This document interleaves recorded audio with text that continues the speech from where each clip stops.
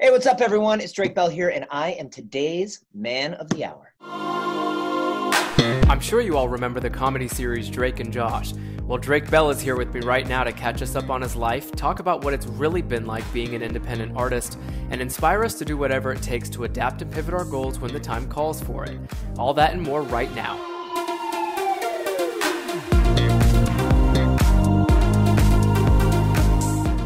2020 itself, man, has been a hell of a year. So, I'd be damned without asking you how the 2020 year has been for you. You're coming to us from Los Angeles, but kind of give us a recap as to what your life has looked like since 2020. Other than the obvious, I've been just trying to stay busy. I released a song last week. Been writing a movie. Gotten a lot better on my piano since I'm home so much. I'm barely ever home. I'm usually out touring all summer, and so yeah. So other than just kind of staying safe and being a little bored, just trying to stay busy. And that's the hard thing too. I feel like a lot of people didn't notice how bored we would be, right? Staying at the house, trying to pursue a career like music. But how have you kind of managed in that sense to continue producing music? Are you doing a lot from it? I would assume from the house, or are you going in studio? What's that been like? Yeah, it's a lot from the house, but it's really, it's kind of cool. I was thinking the other day, I was like, it's terrible what's happening right now, but you always try and find like a silver lining in something. And it's, it's kind of like, I've been doing a lot of live streaming and connecting with my fans, still being able to connect with my fans. And I think to myself, what if this would have happened back in the 60s or something when the Beatles were emerging and they weren't able to come to the United States and they couldn't tour, and the Beatles might not have happened. But since it's happening today, with how horrible it is, at least there's a silver lining of we can still all stay connected with our families and artists with their fans. And so at least it's kind of cool that we do have this technology where I can go on and live stream concerts and stay connected with the fans. Which is really cool, because I know your fan base has increased over the years, especially as a musician rather than an actor. But before we get back, I want to go back in time with you a little bit, because you definitely started your acting career quite young. Oh yeah. But right now, let's stay on the right now really quickly, because I think there's something to be said about still connecting with people in general. But how's that been for you personally speaking? I know it's easy to connect with fans on like an IG live or going live on YouTube, for instance, with one of your latest singles that you dropped, which we love because you've actually incorporated so much of your Spanish speaking skills, which we'll also get to. But when it comes to family, friends, and how you've stayed connected with them, how's that been? It's been great. Luckily, all my family lives here in California, so we see each other. But yeah, I don't know. It's been strange. It's been different. It's been, we were really, really careful and staying inside and not going anywhere. And, we opened up and we closed again, then we opened and then we closed again. So it's been so strange here in California. It's like playing with our emotions, we're going to get back to normal. And then right then we shut everything down, so we're just kind of slugging through it and waiting for it to all be over. Yeah. And especially when it comes to like what you probably had planned for the year anyway, it's not that it was shot. Something that I'm constantly trying to tell my friends and people who we work with is that it's not that the plans were canceled. It's that they unfortunately have been postponed to that extent. So we'll get to all of that for you, at least, of what's coming next and what we can expect of our favorite Drake Bell. But let's go back in time really quickly, Drake. We remember you from the supporting roles of Home Improvement and your time with Tom, your time with Tom Cruise on Jerry Maguire, and then ultimately Drake and Josh was your star hitting moment on, where you were able to do so many seasons of that and then keep us all laughing. I think I say on behalf of all of us when I say thank you for bringing laughs into our home. I said the same thing to a lot of our guests, but as a Japanese American, when I first started watching American television with my older brother, Drake and Josh was one of the shows that we were watching. But when you think about, yeah, man. So I appreciate you, and I know everybody else does, especially this many years after. When you're looking back, right, take us back just a little bit and think deeply with me here for a sec as to why you decided to act and then later down the road pivot and become an independent artist.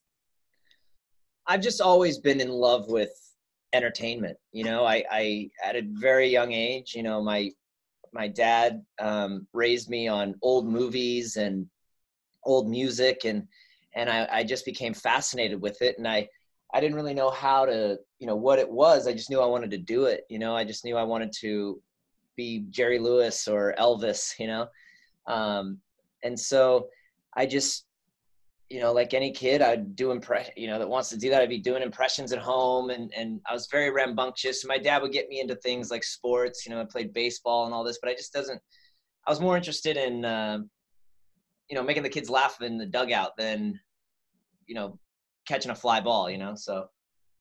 And then comedy too. I mean, that's got a lot to do with how you were acting, especially on Drake and Josh. But when you think of the comedic component, did you ever think you want to do comedy or stand-up, or maybe that was a part of your early career?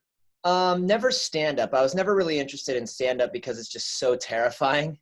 Not as easy as saying, "Hey, here's a gig," right? It's more about putting yourself out there. Yeah, I mean,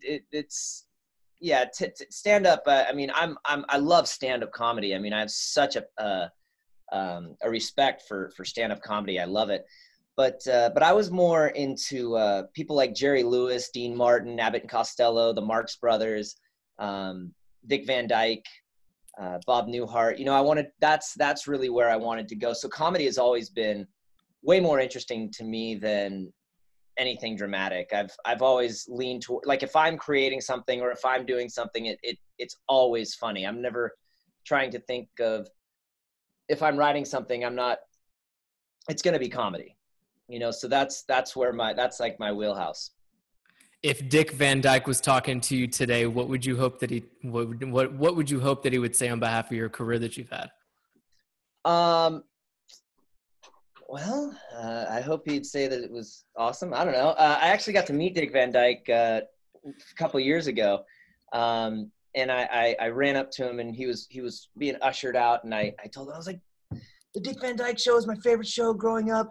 It was amazing. And he totally turned around. He's like, yeah, wasn't that a great show? The Carl Reiner writers and this and that. We had like a whole conversation about the Dick Van Dyke Show for a couple minutes. It was really cool. Got a few pictures of like me making Dick Van Dyke laugh. I have this amazing picture of me telling him a story, and he's like belly over laughing. It's really cool.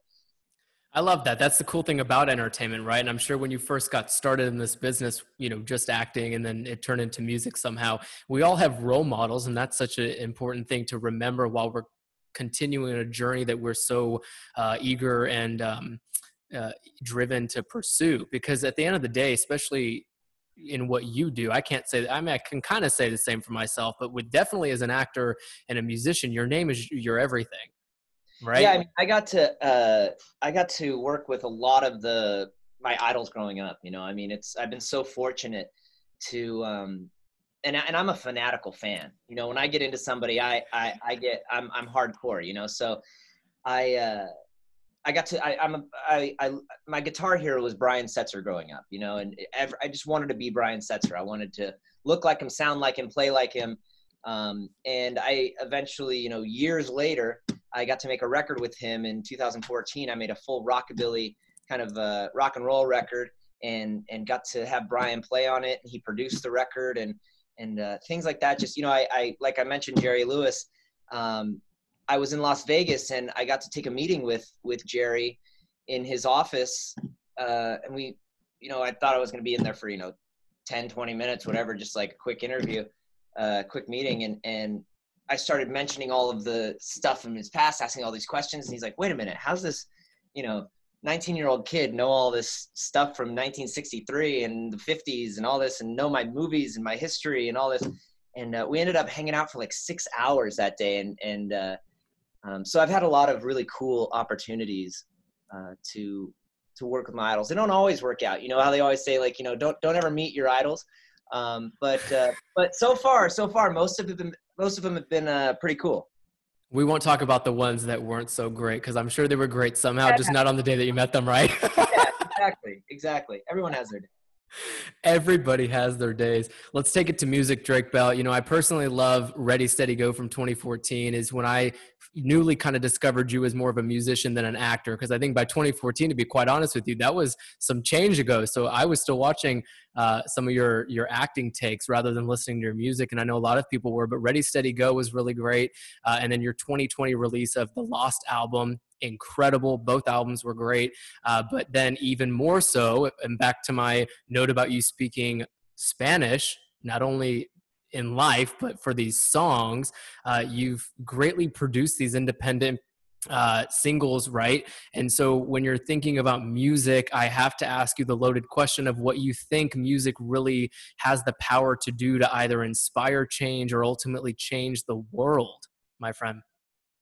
Oh, I mean, music's the most important thing in the world. I mean, you know, I mean, music changes the way you think, changes the way you feel about things, and it's always there for you. You know, there's been such big social changes that happen. You know, couldn't happen without, you know, certain artists and changes in music, and you know, going way back. You know, music is so important. I mean, that's why I mean, I'm a fan of all styles, all kinds of music, all, you know. But yeah, I mean, music is, I always tell, you know, I always say it's like I said, it's, you know, it changed the way you think about things. You know, you could have opinions about things in life or things in politics or things in that, you know, whatever it is. And then, you hear, you know, John Lennon, or you hear an artist and you know, it just kind of, it's like authors, you know, it's like books, Yep. you know, it's like you can read a certain author and be like, whoa, I never had that perspective before. I never had those, you know, I never saw it that way before. And that's how music is. And music's so universal too, you know, I mean, it's, you know, it doesn't necessarily need to be translated like a book or anything like that. You know, you can really go all over the world and hear people listening to music in all different languages, and it still resonates with them, you know? You said universal and language. I was going to bring up the fact that it's the universal love language, right? No Yeah. matter what you're feeling, you know, love can mean so many different types of things anyway. But when people listen to music, I think the coolest thing, and I say this as a Japanese American who I grew up listening to Japanese, like J-pop, right? K-pop's a huge thing now. I think J-pop should actually come to America, but really thinking about how I've translated a lot of those messages when I started listening to, you know, some of the first movies I watched was like Pearl Harbor, Titanic, Top Gun. And then those songs within those movies alone, I was like, wait, I can kind of clearly depict all these things. And I was bilingual at the time, but let's switch gears here and talk about how you're bilingual. I mean, you had this year's Diosa and then last year's Fuego Lento, which I think are Fuego Lento. Fuego Lento. See, I Fuego knew I Lento. was going to mess it up, right? Like, you got to teach me Spanish before we start these interviews, Drake. Okay. Okay. What inspired you to go in the direction to have songs that were not only bilingual, but kind of spreaded different messages? And especially as they came out as singles, I could only imagine what inspired them. Well, you know, growing up in Southern California and specifically Orange County, I was always surrounded by Mexican culture, and I would go to Mexico all the time growing up, and I absolutely loved it. And then when I started touring, I spent a lot of time all over the world, and specifically in Latin America a lot. And I just, you know, it created like a love affair with all of Latin America. And I would go down there and play festivals and meet other amazing musicians, and they would, you know, it just became so inspiring, and the music's so different, and it's like how we were saying with, you don't even need to understand what they're saying, but you can, you get the feeling, and you know, just art being expressed so differently in different parts of the world than what you're used to or what you grew up with. And yeah, I just got really inspired by that music. And when I got home, I don't know, I often play the music or make records that I want to listen to, you know? So, and that's what's difficult, because I have such an eclectic fan base for music that it's like, I don't want to just make one specific type of music, you know? So it's so difficult. It's like, I don't know what my fans think. I'm like, one day I'm making a rockabilly record, one day I'm making a pop record, one day I'm making a Latin pop record, next I'm going to do like some mariachi stuff, and then who knows, maybe some hip hop, you know? It's like, I just like all styles of music, and I like to play what I like to listen to, you know? Yeah, variety is key, especially when you have the talents that you do and the voice that you do. I think it's interesting enough that you went the direction as to produce music with Spanish language, but even more so, that probably broadened your audience to some extent too. And I'm sure you received DMs from people in Spanish that are, from Spain and Mexico and wherever they're from Oh who have yeah. caught on to your music, right? So, Yeah. even on that note, when you're thinking of English and Spanish songs in the same arena, how do you think that kind of helps culture moving forward when artists do such a thing? Oh, I think it totally bridges gaps. I mean, I think it definitely brings people together. And I mean, that's what art has always been, in my opinion, is a way to learn about other cultures and to, I was listening to Rhapsody in Blue the other day by Gershwin, and it's so amazing because you hear, um, Black Harlem in there, and you hear, the Jewish cantor songs, and he takes all of this actually you're in New York, so you'll appreciate this, but you're listening to this song, and it combines all of that, and it makes it so like you just hear New York in that music, because it's taking all of these different cultures and instead of separating them and it's bringing them together and making this beautiful piece of art. And it's just so inspiring. And it's you can really hear New York in that song, and that's like what's so amazing about America. You can it's like truly American if when you hear all of these different cultures like in like a melting pot, and you're learning from each other and being inspired by each other, and then borrowing from each other and using this and adding this, and that's what I think creates the best art. I think if everybody's kind of in their own little lane, it gets really monotonous. But when you start, and that's like with technology and being able to be connected with the entire world, I think it's just a great thing for art, and I think that's something that art is really important for, is bridging the gap with culture and identity and gender and race and everything. And it's kind of like putting everybody together. Well, and that there's a reason I think arts, entertainment, and culture are kind of subdivided in the same category. I mean, Yeah. you look at, I can't remember what it was. It might have been on Instagram at one point, Drake, where they started categorizing people for, your profile and what kind of title you would like to hold. And it's almost like under arts, entertainment, and culture, you have all these things: music, art, artistic, whatever it might be, and then you have like television, whatever, everything's under there. But I think that's why, I mean, you bridge the gap. I mean, you said this very nicely, but you bridge the gap with your music, and then a podcast like this is trying to bridge the gap with musicians like yourself to then kind of make more sense for what entertainment, arts, and culture can kind of be a melting pot anecdote for people to learn and be inspired by and things like that.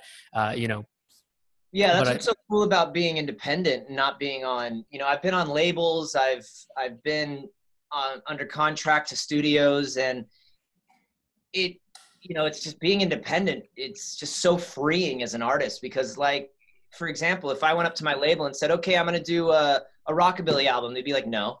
Oh, I'm going to do a Latin pop song. No. Oh, I'm going to do this over here. I want to do this over here. They're going to be like, no, you're a, pop rock guy, or you're a hip hop guy, or you're a this, that. I put an urban record out, like I put a hip hop kind of trap record out a couple years ago, you and did. everyone's like, "What are you doing?" And I'm like, "I don't know. I'm into Lil Pump right now." So like it's like I said, I like to make what I like to listen to, and so I made that record, and yeah, so it's so freeing as an independent artist to really just be able to have this big white canvas and be like, okay, today I'm gonna do an oil painting. Today I'm gonna do a Jackson Pollock. Today I'm gonna do watercolors. Hey, as long as the watercolors is the cover art, I don't think anybody would be mad for it, right? Yeah. Just blend all of it together, and that's what it goes back to what you just said, which was pretty much like just do whatever the hell you want, especially as an independent artist. In this day and time, you have all the I mean, especially someone who's coming from the acting world to do so, you have all the necessary tools, connections, and, Rolodex to do everything you kind of want to do. And it's serving you very well, which is why I'm so happy you're on this podcast. Another reason I'm happy you're on this podcast is because we know, I mean, when we started this thing, that we understand that there are always going to be good and bad days, right? Especially for people, men who are as influential as you are. So if you had to give us something, give us a take on what gets you through your hardest days as Drake Bell, the independent artist, Drake Bell, the entertainer, the actor, and then Drake Bell as a person.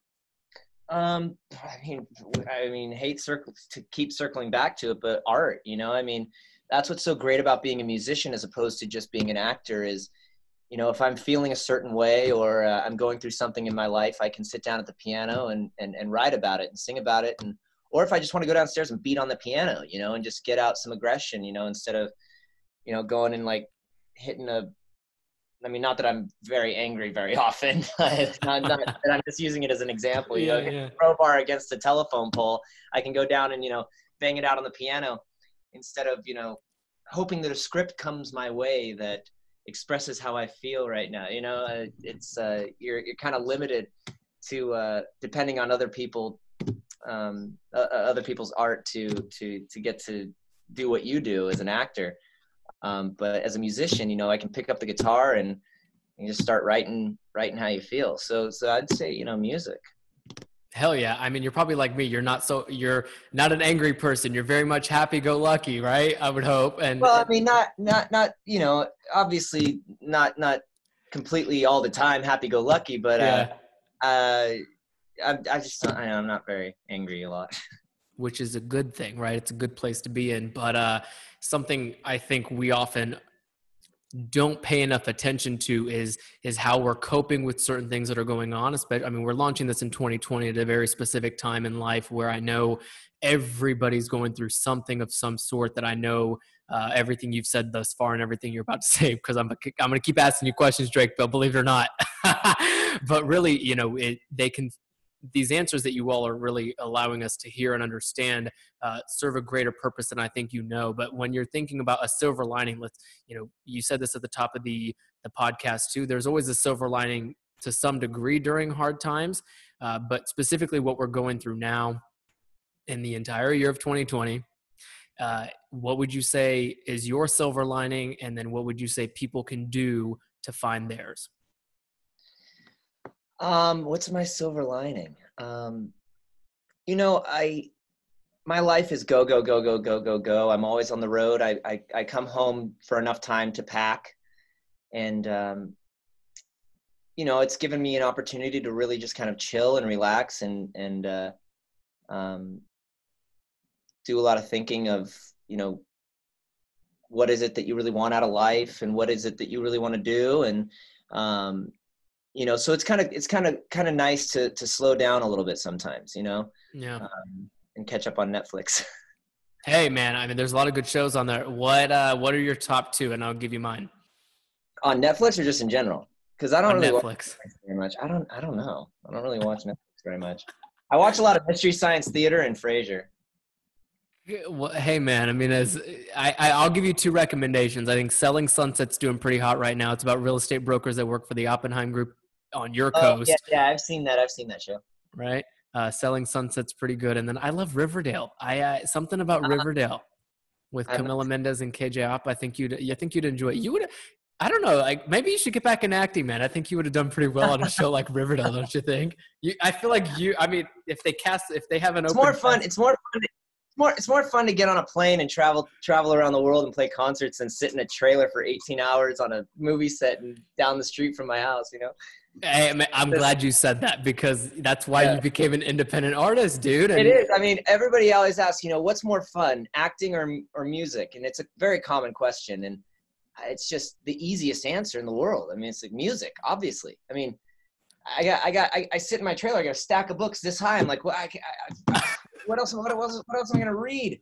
I've been sitting in here for 10 hours waiting to go to set while they're lighting. It's just so much more fun to be, in a different state every day, different country, different places, seeing people singing your songs and playing music. It's just way more fun, Drake. All right. You know what? So we're going to switch gears entirely here. We're going to bring back a photo that I know you know is on the internet because you spent a lot of time getting ready for it. The reason I'm bringing it up is not because it's a good photo that we want our viewers and listeners to see. Look at his eyebrow raise. You know, I know what photo that is. People Magazine Yeah, yeah. exclusive. But essentially, man, you're the man of the hour, which means that at the end of the day, you're doing a lot. You're hustle bustle. You've been all around the world. You're never steady. You're never sitting down like this with your feet crossed. You know, I can't do that because I'm not as flexible, dude. But like, you're not ever sitting like this, Drake Bell, Only with on enough airplanes. right with enough time Yeah. to help us understand how you stay mentally, physically, and all around sane and good looking, dude. So I'm going to share my screen with you here. You got to let us know how the hell you got ready for something like this, because at the end of the day, and this wasn't even that long ago, right? Hair looks great, whatever. Everything looks great. But when you're looking at it from a physique, fitness, and nutritional standpoint, what did you have to do? Just stay focused. You know, it's just I wanted to get into shape, and you just it's like I mean it's Nike, man. It's just do it. You know, there's people who are like, oh, I don't have the time, or I don't have the energy to go do, and it's like, yeah, you do. You know, you just get up a little earlier, and make a plan and stick to it. You know, so you know, anybody can do that. You know. You just not everybody can look like that, Drake Bell, because I think even as a man, you just hire a Hollywood trainer, and you don't eat any carbs for 6 months, and don't drink any booze, and you know it's really easy. That's why you're not drinking with me now. You know, I know exactly why, and I think so. Walk us through what the workout even had to look like, because I think when people try to make themselves look as good as you did for people, which should be Nike now. I mean, you just brought them up, man. I think that's the next shoot you're going to have to do. Just do it, right? You're going to be in some type of, you know, some type of Nike physique attire or whatever. I'll do Nike golf. Hey, right. That'd be really good. Like a golf polo and everything. Hey, we'll have Nike come at you right after this podcast episode goes out, man. But so the workout in general, what took place? And I'll take this. He's like, dude, I'm tired of looking at myself, man. Yeah, I'm like, but honestly, for real, it's not as hard as everybody makes it out to be. You just have to do it. You just have to stay consistent. It's just consistency, you know. It's not and not thinking that you're going to change in a week or 3 weeks, you know, and then getting discouraged after week 3 where you're like, man, I've been going to the gym every day. I've been eating right, and I'm not where I want to be. Well, that's not how it works. You know, I mean, you have to really spend months and months, and then it has to become, I mean, it really just has to become a lifestyle, you know? And, yeah. But you can still see change if you just, you know, stick to it. It's not dieting. It's not getting the perfect personal trainer, or anybody can do it on their own. It's just the most important thing is it's like with anything, man. It's like picking up an instrument. It's like, are you going to be very good at your instrument if you pick it up and play it for 3 weeks and then get bored of it, or you're not getting as good as you thought you would be? Well, give yourself 6 months, give yourself a year, you know, and you'll see changes. But a lot of people put that picture on the you know, that vision board of that dream body that they want. Your picture on their vision board. Yeah, no, not that picture. No, I mean, like, you know, you always, when you're like, oh, I want to look like this men's fitness guy, or this girl, or this whatever, you know, and they always, you know, you put it on your vision board and you're like, that's what I'm going to aspire to look like one day. And then 2 weeks later, you're like, why don't I look like that? It's like, think about how long. Take 2 weeks. Consistency. It's the same thing with a guitar player or a piano player. You know, someone comes in, you see them play and they're amazing. You're like, oh man, I'll never get that good. It's like, well, if you spend years in practice every day and stay consistent with it, you will be. You know, it's like the 100,000 hours thing. You know, it's like, it's just consistency and putting the time and the effort in, you know? Yeah. And that goes exactly alongside you being an independent artist, right? Switching gears from acting to being an artist. I mean, there was a lot of bumps on the road. I mean, you mentioned a couple of them here, but what that really took to get down this road now that's been such a success, where you can create any type of music, man, and people are still going to love you and follow you and show up at your concerts, right? Yeah. I got to come to a concert soon. But also on the note about vision boards, I think what I'm going to do is take that, at least the top half, because I got to work on my chest, and I'm going to write 100,000, and I'm going to wait 100,000 hours, and we're going to bring you back on the show And you're And gonna be then all you're gonna help me understand why I'm still tubby, okay? yeah. Drake, I don't want this interview to end, man, but I do have one final question for you. It's one I'm happy to leave with you because I truly understand that you've been through a hell of a ride in the entertainment business. And the hat goes backwards for this one too, because I really want a solid I want a solid answer, Drake. But when you think of the legacy you are working on and hope to really leave behind one day, not anytime soon, don't think you're going to die or anything. I say the word legacy, people think they're going to die. But really, when you're working towards really molding and building your career, what do you hope this legacy will do to enhance and or inspire upcoming generations behind you? Oh, that's a big question. I don't know, man. I just want to make I just want to do good work, you know. And you know, I'd like to. I think just be what other artists were for me. You know, inspire people to want to with whatever it is, whether it be getting, you know, playing music, playing an instrument, whatever it is. Just seeing that, you know, not giving up, not having, not letting road bumps or roadblocks or discouragement or letdowns or little failures along the way deter you from the final goal. You know, I mean, it's a peaks and valleys, you know, life. And when you're in the valleys, you know, you just gotta keep going. You just gotta keep climbing and don't, you know, it's all the same stuff you hear all the time, but it's really true. You know, you hear all these trite little sayings and you go, oh, you know, it's keep getting back on the horse, or, you know, don't give up. And you're like, yeah, the early bird gets the worm, and you're like, oh, whatever, you know, but there's actually truth behind all of those. You know,